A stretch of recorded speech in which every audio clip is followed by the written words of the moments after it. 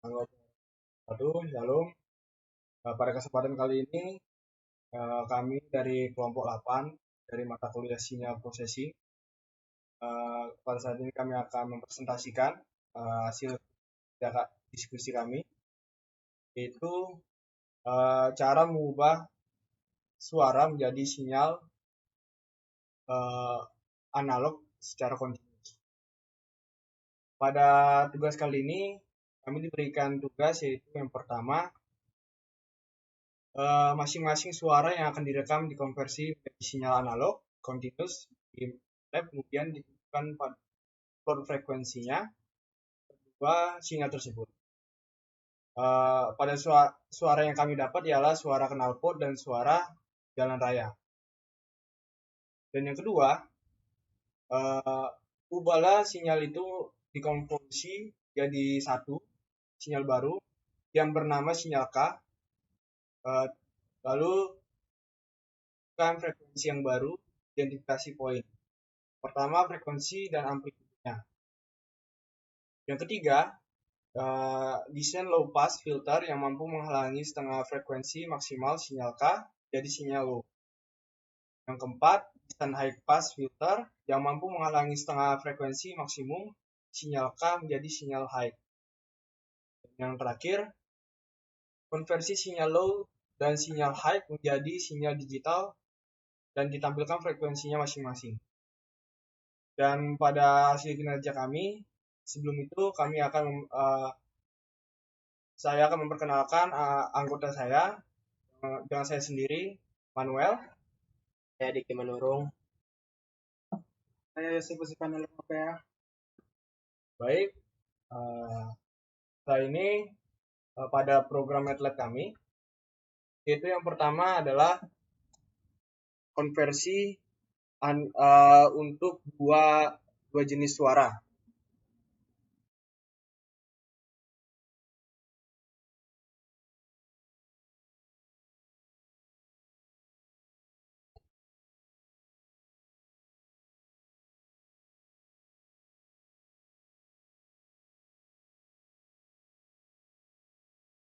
Yaitu pada baris pertama dijelaskan yaitu mengatur parameter rekaman suara, di mana Fs-nya ini untuk menetapkan frekuensi sampling. Samplingnya itu untuk menjadi 44.100 Hz. Ini berarti sistem akan mengambil 44.100 sampai per detik. Lalu pada baris ketiga yaitu dituliskan durasi untuk menetapkan durasi rekaman menjadi sampai 5 detik. Lalu pada baris kelima ialah untuk merekam suara pertama. Fungsi pada perintah pertama ialah siapkan suara pertama. Itu untuk menampilkan pesan di command window untuk memberitahu pengguna bahwa rekaman suara pertama akan dimulai. Selanjutnya ialah pause. Dia akan memberi jeda selama 2 detik agar pengguna dapat bersiap untuk sebelum rekaman dimulai. Setelah itu ada audio record. Audio record ini untuk membuat objek rekaman dengan parameter Fs yaitu frekuensi sampling 16 bit per sample dan dan 1 adalah saluran audio mononya. Setelah itu record blocking atau recorder. Itu untuk memulai rekaman selama durasi yang ditentukan, yaitu kita pakai selama 5 detik. Program akan memblokir hingga rekaman selesai. Berikutnya get audio data. Itu mengambil data rekaman sebagai vektor numerik dan menyimpannya dalam variabel suara 1. Lalu pada tahap ketiga ialah merekam suara kedua. Prosedur ini identik dengan rekaman suara pertama, tetapi kali ini untuk suara kedua data disimpan dalam variabel suara kedua. Lalu pada yang keempat, menampilkan plot sinyal waktu domain. Yaitu fungsi figur ini untuk membuka grafik baru dan subplot 3,1,1 membuat subplot pertama dalam grid 2 baris dan 1 kolom. Lalu plot suara 1 menggambar sinyal pertama dan dalam domain waktu yang telah ditentukan. Lalu subplot kedua. Subplot kedua ini digunakan untuk menampilkan sinyal kedua pada suara kedua yang serupa yang telah direkam sebelumnya.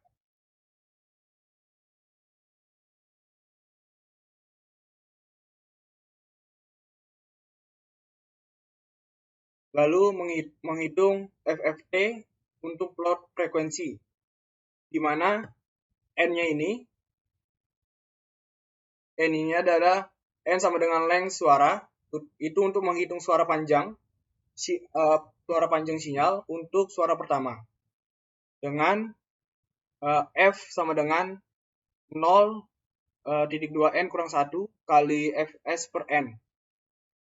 Itu membuat vektor frekuensi untuk plot FFT untuk menghasilkan rentang frekuensi dari 0 hingga Fs-nya. Selanjutnya pada tahap ke-6 ialah FFT untuk suara pertama. Di sini ada FFT suara pertama, di mana menghitung transformasi Fourier discrete atau DFT dari sinyal suara pertama menggunakan algoritma FFT. Lalu di sini ada dituliskan ABS Y1. Itu untuk mengambil nilai absolut dari hasil FFT untuk mendapatkan magnitudo. Lalu setelah itu pada baris ke-39 magnitudo 1 sama dengan ABS Y1 per N, itu berarti normalisasi magnitudo dengan membaginya dengan jumlah sampel tersebut. Maka pada tahap berikutnya FFT untuk suara kedua. Proses ini sama seperti suara pertama, tetapi kali ini untuk sinyal suara kedua hasilnya disimpan dalam variabel magnitudo kedua. Lalu pada tahap ke-8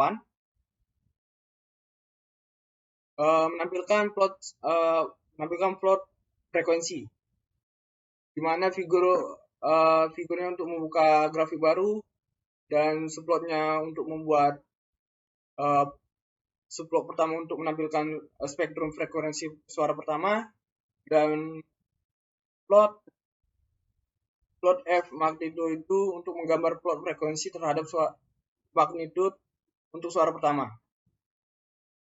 Lalu tahap selanjutnya untuk memutar suara.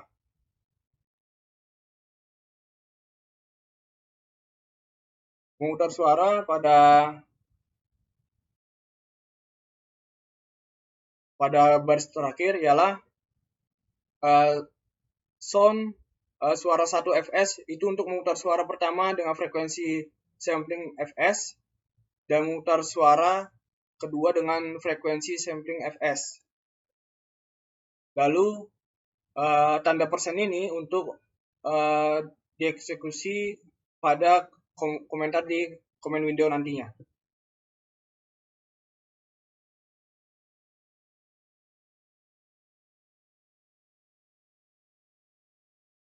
Kita melakukan eksekusi pada aplikasi MATLAB, maka kita runkan.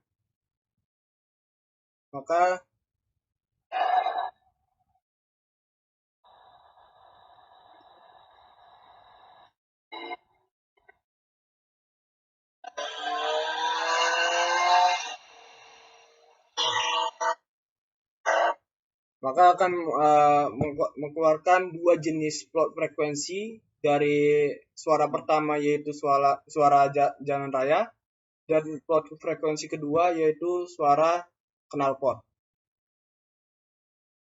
Selanjutnya kita mendapatkan sinyal waktu domainnya pada suara jalan raya, dan plot sinyal waktu domain kedua yaitu suara knalpot. Selanjutnya akan dijelaskan konvolusi penyatuan dua gelombang suara oleh Dickey menurun. Baiklah, di sini saya akan menjelaskan yaitu penyatuan sinyal 1 dan sinyal 2. Yang dimana sinyal 1 itu adalah suara jalan raya dan sinyal 2 itu adalah suara knalpot. Yang pertama ini kita disuruh memasukkan dua sinyal yaitu contoh sinyal 1 dan ganti data dengan sinyal Anda. Yang dimana sinyal 1 itu dia memiliki panjang 10.000 sampel dan fungsi run-nya ini yang ini dia itu untuk menghasilkan deret angka dengan distribusi normal yaitu min sama dengan 0, varian sama dengan 1.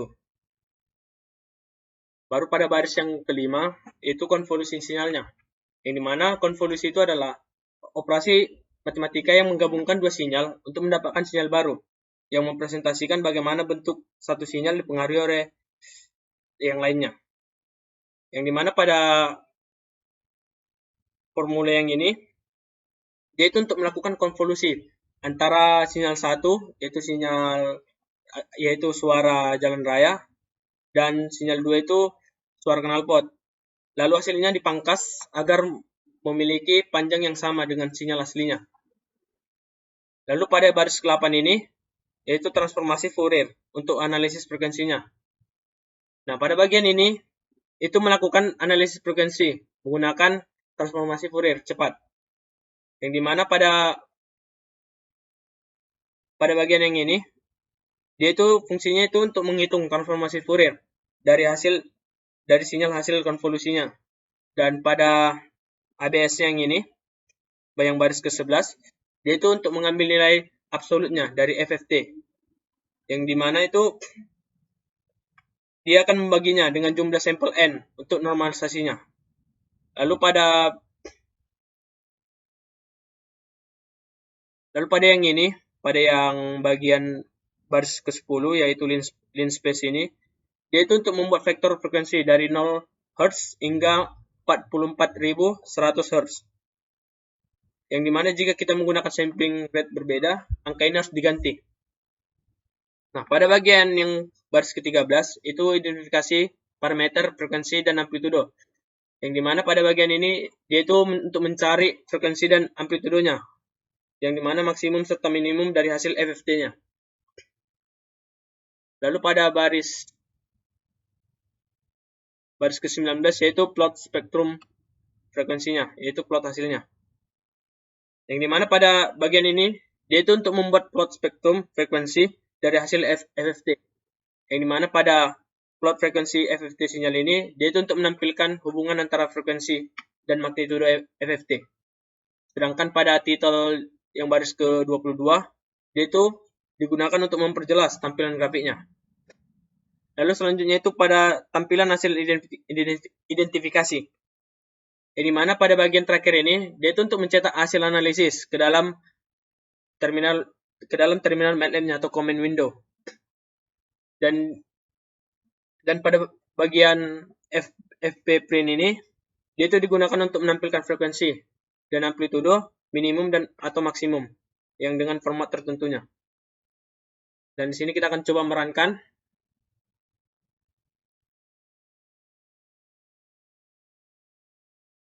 Baiklah, beginilah plot frekuensi yang dihasilkan, yaitu sinyal K-nya. Lalu di sini ada dia frekuensi minimumnya yaitu 21.289,20 Hz. Lalu frekuensi maksimumnya itu 12.732,94 Hz. Lalu pada amplitudo minimumnya itu 0,00331. Lalu amplitudo maksimumnya itu 3,94.575. Baiklah, pada selanjutnya itu ya pada low pass filter yang akan dilanjutkan oleh teman saya Yosef. Baik, saya akan melanjutkan pada bagian low pass filter. Yang dimana itu pada bagian pertama inisialisasi dan pembuatan sinyal K. Pada bagian Fs sama dengan 90.000 untuk menentukan sampling sebesar 90 kHz. Terus pada bagian baris ketiga yaitu N sama dengan 1024 berfungsi untuk menentukan panjang sinyal sebanyak 1024 sampel. Selanjutnya pada bagian keempat T sama dengan 0N-1, Fs membuat vektor waktu berdasarkan jumlah sampel dan frekuensi sampling. Pada baris kelima yaitu sinyal 1K sama dengan ran 1N membuat sinyal acak Gaussian dengan distribusi normal sebagai contoh sinyal K. Pada bagian kedua yaitu menentukan frekuensi maksimum sinyal K, yang dimana Fmax sama dengan Fs per 2 yaitu menghitung frekuensi maksimum sinyal K, yaitu setengah dari frekuensi sinyal sampling atau Nyquist frekuensi. Pada baris ke 10 yaitu yang pada bagian ketiga mendesain filter low pass Butterworth.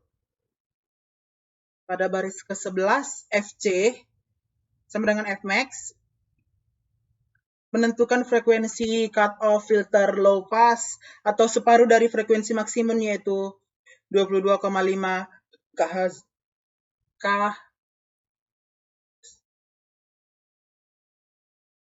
Pada bagian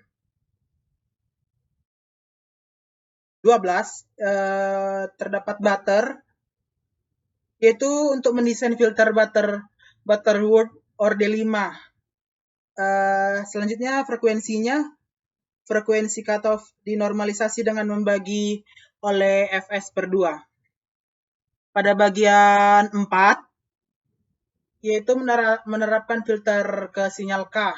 Dan pada baris ke-15 sinyal low atau fill flip menerapkan filter 2 arah untuk menghilangkan distori fase, menghasilkan sinyal berfrekuensi rendah atau sinyal low.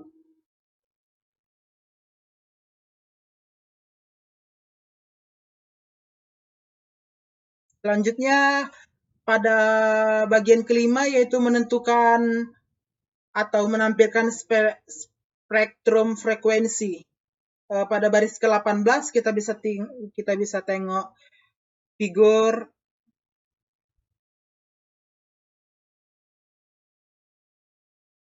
yaitu menghitung transformasi Fourier atau FFT dari sinyal K untuk melihat distribusi frekuensinya. Di sini terdapat ABS.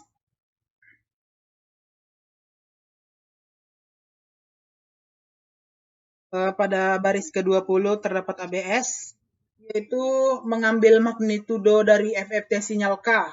Selanjutnya pada baris ke-21, F itu berfungsi untuk membuat sumbu frekuensi dan menampilkan spektrum frekuensi sinyal K dengan plot frekuensi Vs magnitudo.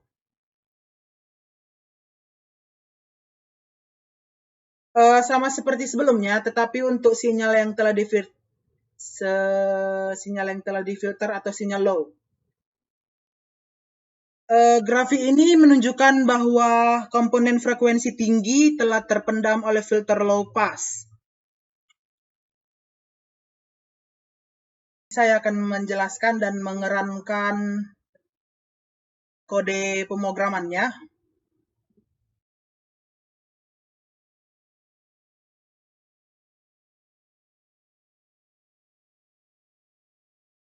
Dapat dilihat bahwa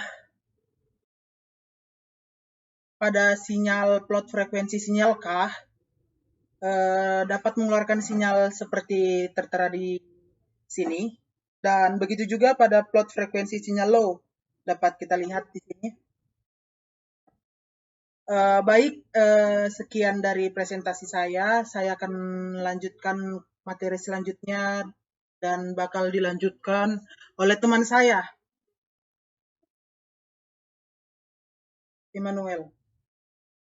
Selanjutnya saya akan membahas tentang desain high pass filter yang mampu menghalangi setengah frekuensi maksimum sinyal K menjadi sinyal high. Pada kode pemrograman yang telah kami buat, yaitu yang pertama, pada baris pertama dikatakan load sinyal K, gantilah dengan variabel sinyal K yang benar. Dan contoh sinyal K sama dengan load sinyal K.mat jika sinyal K ada dalam file mat itu. Maka bagian ini adalah sebuah komentar yang memberikan panduan tentang cara untuk memuat data sinyal K. Jika sinyal K disimpan dalam file penyatuan plot M, maka dapat menggunakan fungsi load untuk membaca data. Variabel sinyal K harus berisi data sinyal yang akan diproses. Lalu pada baris keempat, ialah parameter dasar, di mana Fs adalah frekuensi sampling. Nilai ini harus disesuaikan dengan frekuensi sampling sinyal aslinya. Lalu dengan N sama dengan length sinyal K adalah panjang sinyal, dan F line space 0,Fs, N itu membuat vektor frekuensi untuk analisis spektrum frekuensi. Rentang frekuensinya itu adalah dari 0 hingga Fs dibagi menjadi titik N. Lalu pada baris ke-9 itu dibilang desain high pass filter, di mana F max-nya itu sama dengan Fs per 2. Berarti menghitung frekuensi F max-nya itu, yaitu setengah dari frekuensi sampling, berarti adalah batas frekuensi tertinggi yang dapat dipresentasikan oleh sinyal digital. Lalu berikutnya cut off frek sama dengan Fmax per 2. Itu menetapkan frekuensi cut off untuk high pass filter. Dalam hal ini, frekuensi cut off diatur sebagai setengah dari frekuensi maksimum. Lalu di sini dituliskan pada baris ke-13, yaitu desain filter menggunakan fungsi per order 100 high pass. Order 100 itu menetapkan order filter vir. Order filter ini menentukan kompleksitas filter. Semakin tinggi order, semakin tajam respon filternya. Lalu pada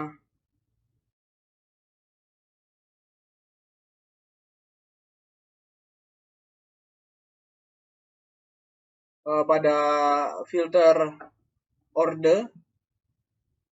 order cut off frek garis miring Fs per 2 high itu mendesain filter vir high pass menggunakan fungsi vir dengan parameter ordernya itu adalah order filter, cut off-nya adalah cut off frek garis miring Fs per 2, itu adalah normalisasi frekuensi cut off terhadap frekuensi Fs per 2. Lalu pada high-nya ini itu adalah jenis filter yaitu high pass, dan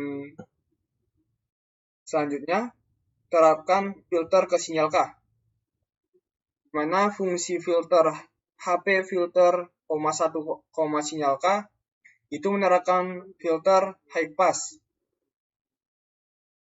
ke sinyal input sinyal K.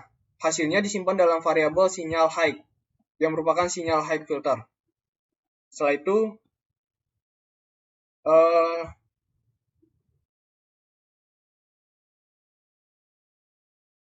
pada sinyal high FFT itu untuk menghitung transformasi Fourier discrete atau EDFT, dan sinyal hasil filter menggunakan FFT. ABS FFT sinyal high itu untuk mengambil nilai absolut dari hasil FFT untuk mendapatkan magnitude spektrum frekuensinya. Dan F plot sama dengan F1 bagi N per 2 itu untuk memotong vektor frekuensi hanya untuk separuh pertama, dikarenakan spektrum FFT bersifat simetris. Lalu pada tahap terakhir, yaitu pada baris ke-24, figur itu untuk membuka grafik baru. Dan pada baris ke-25, itu untuk menggambar plot spektrum frekuensi untuk sinyal hasil filternya tersebut. Dan pada baris ke-26 sampai ke-28, yaitu title, X label, dan Y label, itu merupakan mendambakan judul, label dari sumbu X dan label sumbu Y. Dan pada tahap terakhir, yaitu grid on, itu untuk mendapatkan grid ke grafik untuk meningkatkan kejelasan pada sinyalnya tersebut. Maka pada kode pemrograman ini dapat kita jalankan dan akan menghasilkan plot frekuensi high pada sinyal berikut, yaitu dapat dilihat dan dapat disimpulkan bahwa untuk menerapkan high pass filter ini pada sinyal input itu harus menggunakan filter FIR dan menghitung spektrum frekuensi dari sinyal hasil filter menggunakan FFT serta menampilkan spektrum dan frekuensi dalam bentuk grafiknya. Baik, selanjutnya pada konversi sinyal low dan sinyal high akan dilanjutkan oleh teman saya, yaitu Diki Manurung. Nah, di sini saya akan melanjutkan yaitu proses konversi sinyal low dan sinyal high. Di mana pada baris pertama itu parameter awal, di mana di Fs-nya ini atau frekuensi samplingnya ini kita membuatnya itu 100.000 dan T-nya itu 0:1 atau Fs banding 0,01. Yang dimana pada Fs ini dia itu adalah frekuensi sampling yang sebesar 100.000 Hz yang menentukan seberapa sering sinyal diambil dalam per detik. Dan pada T-nya ini ialah vektor waktu dengan durasi 10 ms atau 0,01 detik dan resolusi waktunya itu 1/SS perbanding Fs. Dan pada baris kelima itu yaitu contoh sinyal low dan high. Yang dimana pada sinyal low itu ialah hasil penjumlahan dua sinyal sinusoidal dengan frekuensi 15 kHz dan 75 kHz. Dan sinyal high-nya ini adalah hasil penjumlahan dua sinyal sinusoidal dengan frekuensi 35 kHz dan 45 kHz. Dan pada baris yang ke-9 itu ialah konversi ke sinyal digital. Nah, pada konversi ini, sinyal dikonversi ke bentuk digital dengan membandingkan amplitudo terhadap 0. Lalu, jika nilai positif, hasilnya itu sama dengan 1. Dan jika nilainya negatif, itu hasilnya 0.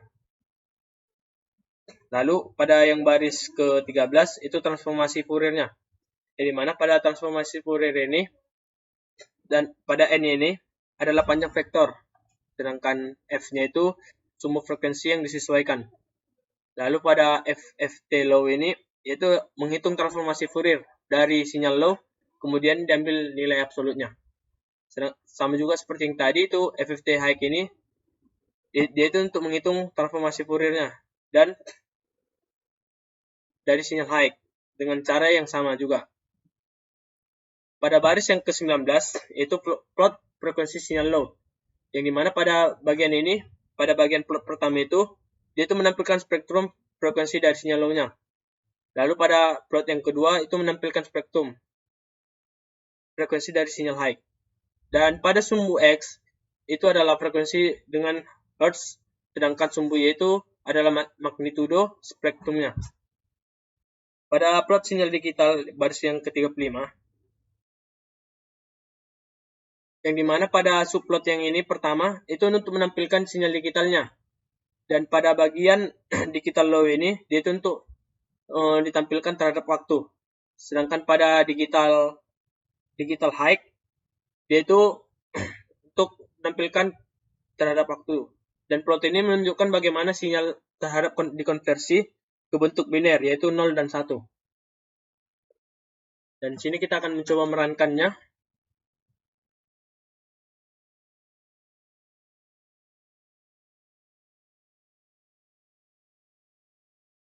Nah, beginilah hasilnya, yang dimana sinyal digital low itu seperti ini dan sinyal digital high itu seperti ini, yang dimana membuat sinyal menjadi digital itu dengan membandingkan terhadap 0 dan menampilkan plot sinyal analog itu, dan digital itu untuk membuat sinyal analog itu, yaitu dengan dua frekuensi berbeda untuk low dan high-nya. Dan untuk melakukan transformasi Fourier-nya, itu untuk melihat spektrum frekuensi dari sinyalnya.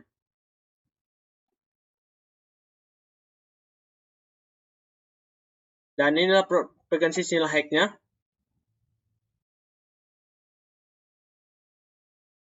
Dan inilah plot frekuensi pada sinyal low-nya.